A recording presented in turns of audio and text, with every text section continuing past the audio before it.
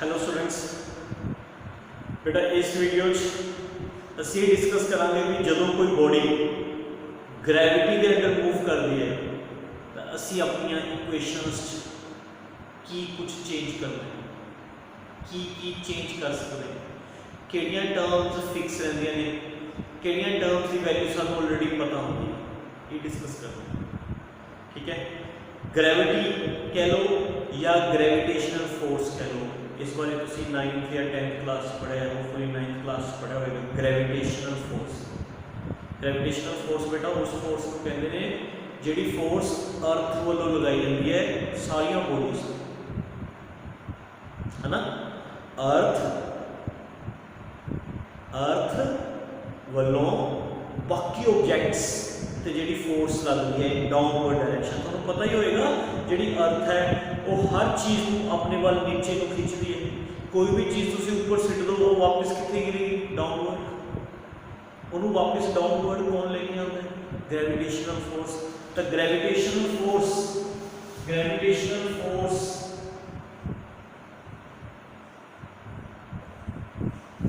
always acts in downward direction।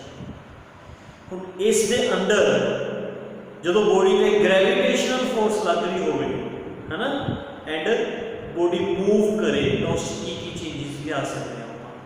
इन्हों आप दो केसेस डिस्कस करेंगे बेटा।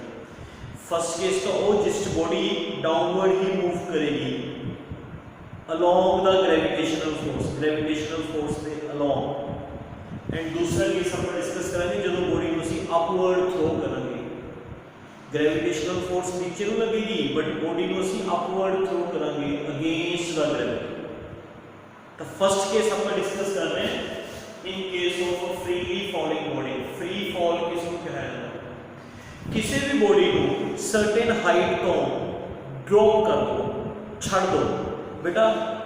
ड्रॉप करना अलग चीज होती है एंड थ्रो करना अलग चीज होती है। थ्रो करना का ये होया कि आप बॉडी को कुछ वेलोसिटी नाल नीचे को थ्रो करता, थ्रो बॉडी को इनिशियल वेलोसिटी दिखती है डाउनवर्ड डायरेक्शन नीचे, उन्होंने कहते हैं थ्रो करना।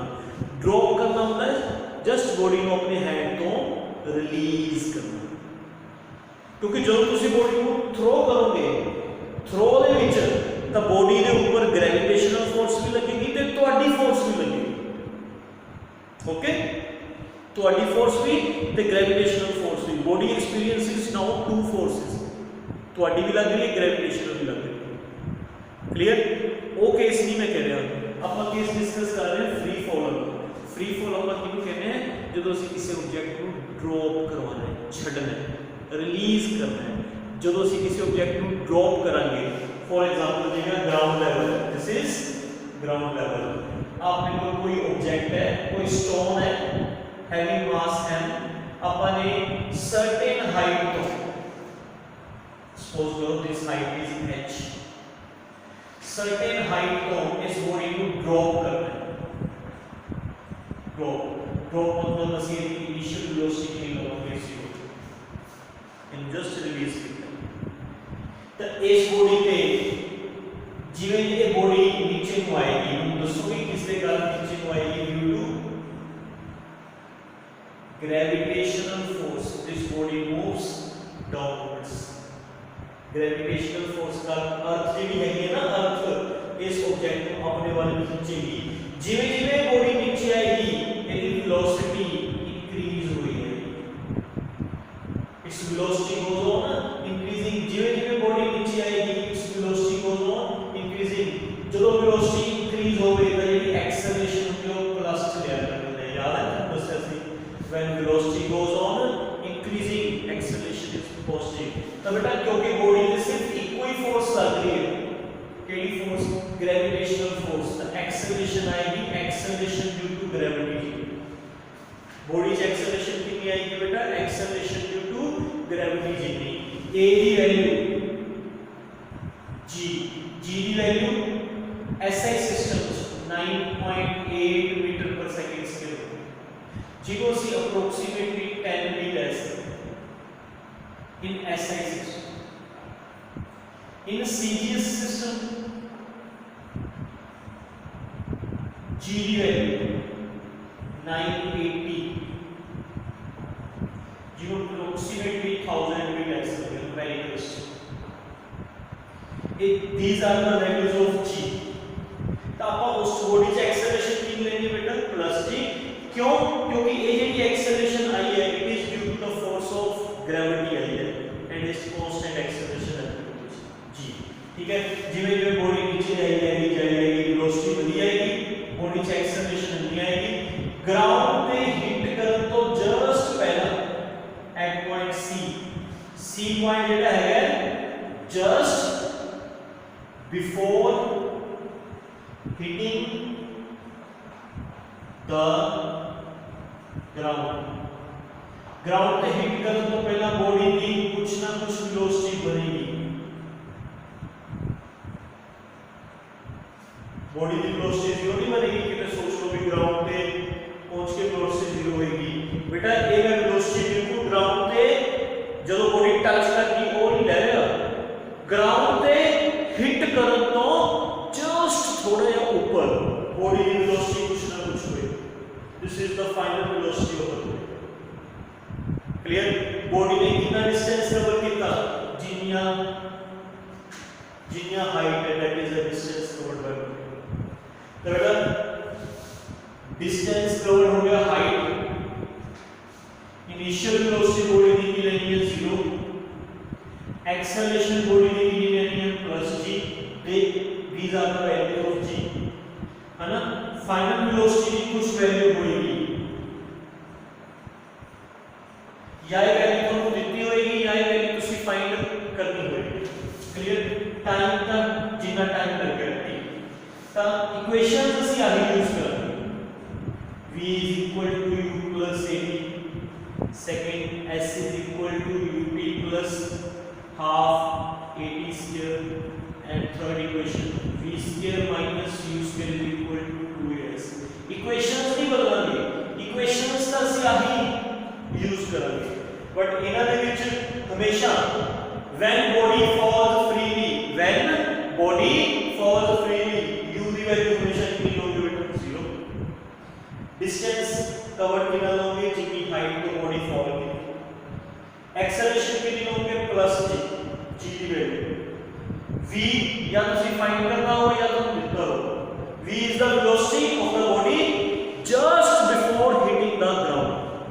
ठीक है, वैल्यूज पुट करके तुसी कोई ना कोई चीज जेडी फाइंड करनी होगी वो फाइंड कर सकते।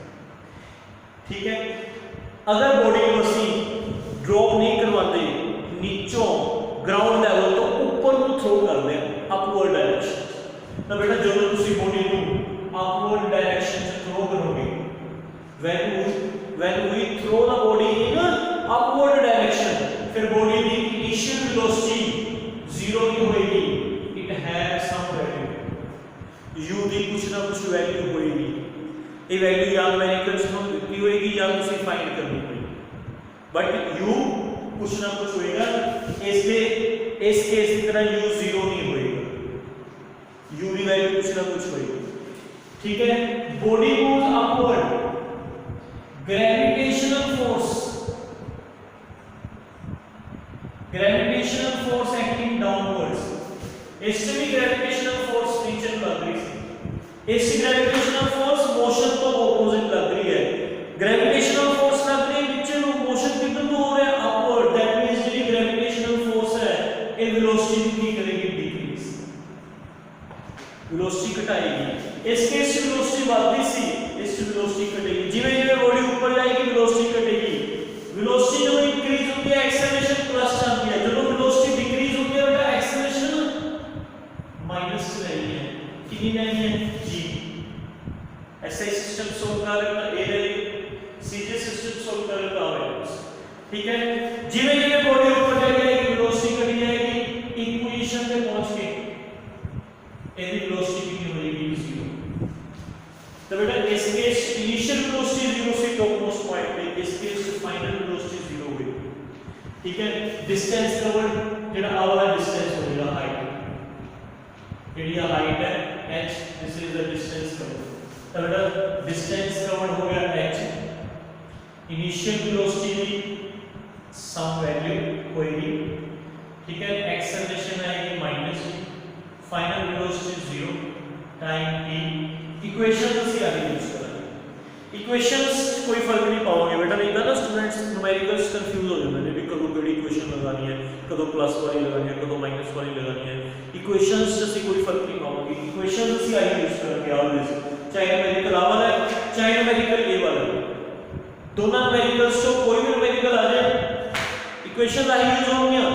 बट बी केयरफुल, जे मोशन ग्रेविटेशनल फोर्स में अलोंग है लाइक दिस, फिर कांसेप्ट साल लगेंगे।